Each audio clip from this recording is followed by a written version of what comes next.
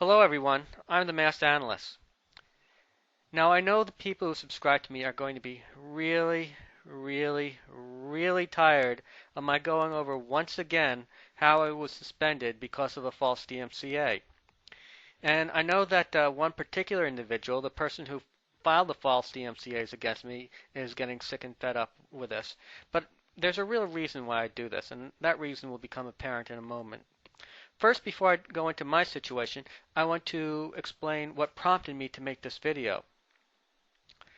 Turns out there's a channel called Therealweeklynews. They posted a video in July asking YouTubers to boycott Viacom. Now someone sent in a DMCA on that video. Someone pretending to be Viacom sent a DMCA to YouTube demanding that this video be pulled down. And YouTube, being the faithful marionettes, did their thing. They pulled down the video, no questions asked. Well, it turns out that Viacom was not the only one, or it turns out that Viacom was not the one who sent in the complaint. They didn't have anything to do with it whatsoever. So eventually the video was put back up after a counter notice was filed. This has opened the eyes of the Real Weekly News as to DMCA abuse on YouTube. And now the Real Weekly News, to his credit, and he must be applauded. I really do applaud what you're doing. I really support you. Is now urging DMCA reform. And it is because of this video, because of this request for stories for DMCA abuse and how people have been wrongfully suspended. That's why I'm making this video again. That's why I'm going to be discussing my case again. And for those of you, especially to the person who got me suspended, the reason why I keep mentioning what you did over and over again, it's not because I want to get on your case. It's not because I want to belittle you or anything else. It's because you abuse the law. There's no better illustration of how the law can be abused, and I don't want to see this happen to anybody else again. I'm not doing this to rub your face into it, but I'm doing this to try and prevent other people from having to put up with what I had to put up with. The short version of the story is this. I was in a long-running argument with somebody else. We'll call him Perjury Boy. I'm not going to use his YouTube alias right now. Actually, he's no longer on YouTube. He's been suspended multiple times. He's been on the permaban list. He's a pathological liar. He's plagiarized others. He's made death threats against others. You name it. And he has abused the DMCA. Now, with me, he's filed 3 DMCAs against me. The first DMCA he filed against me, I was making fair use of his video clips to show that he lied when he was claiming that other people were phoning in death threats to his house. The second clip tied a number of PMs together. I exposed a number of PMs to show that he was behind some sock puppets.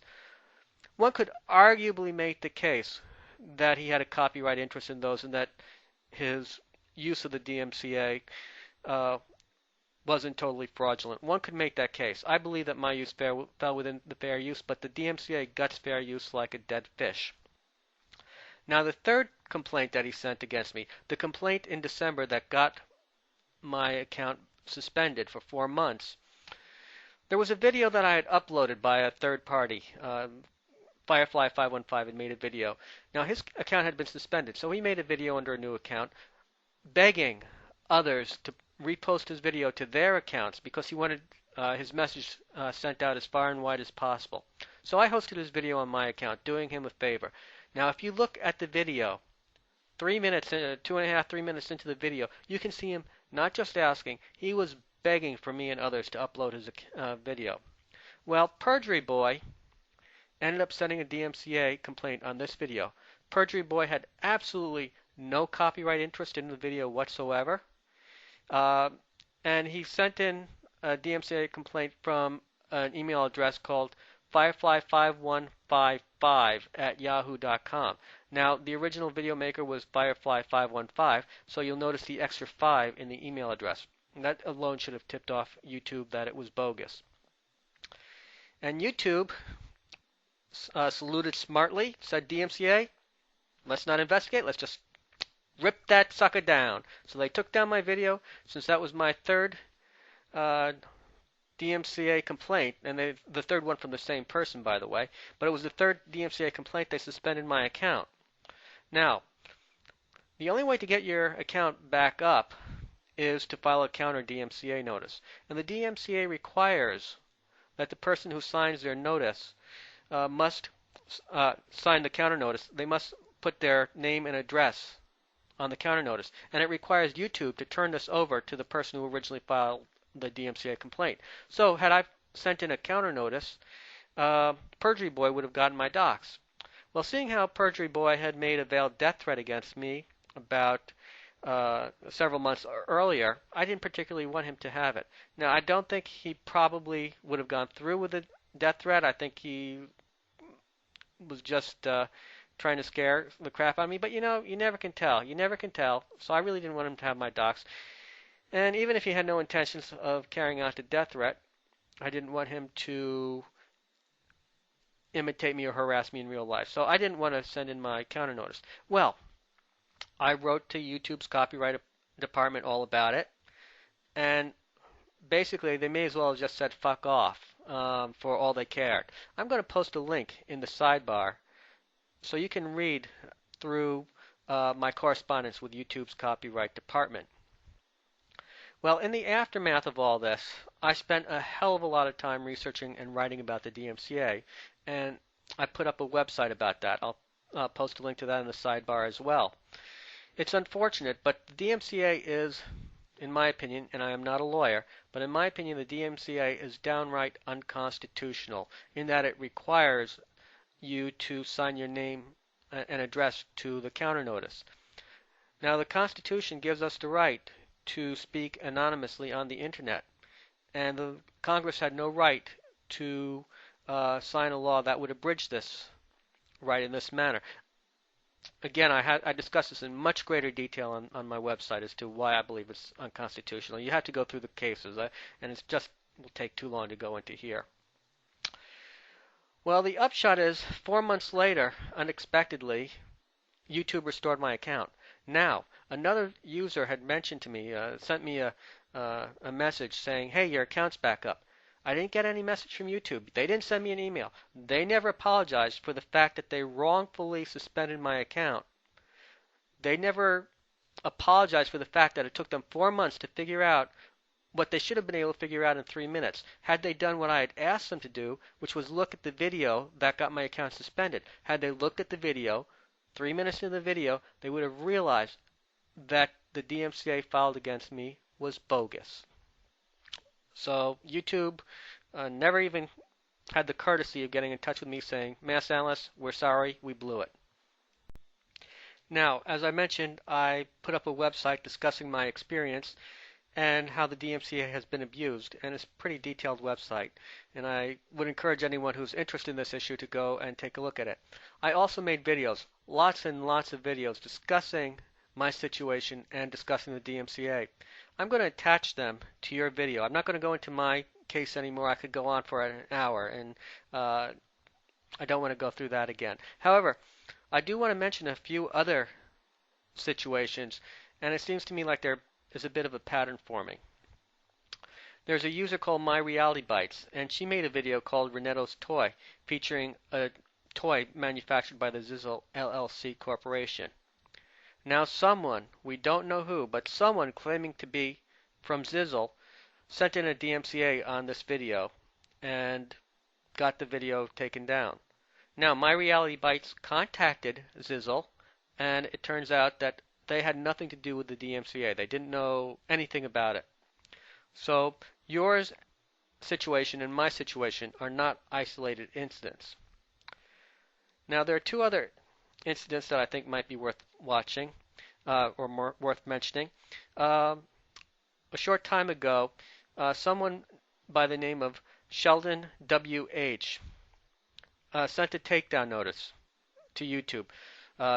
Another user named thoughtblock had stolen 5 of his videos, and it was clear that this doesn't fall within fair use. Thoughtblock stole 5 of Sheldon's videos. Sheldon sent in a DMCA notice asking YouTube, hey, take down these videos. Well, YouTube, the folks at YouTube, well, they didn't exactly do what Sheldon wanted. Instead of shutting down the stolen videos and shutting down that account, they ended up shutting down Sheldon's account, the guy who made the video originally, who had the real copyright interest.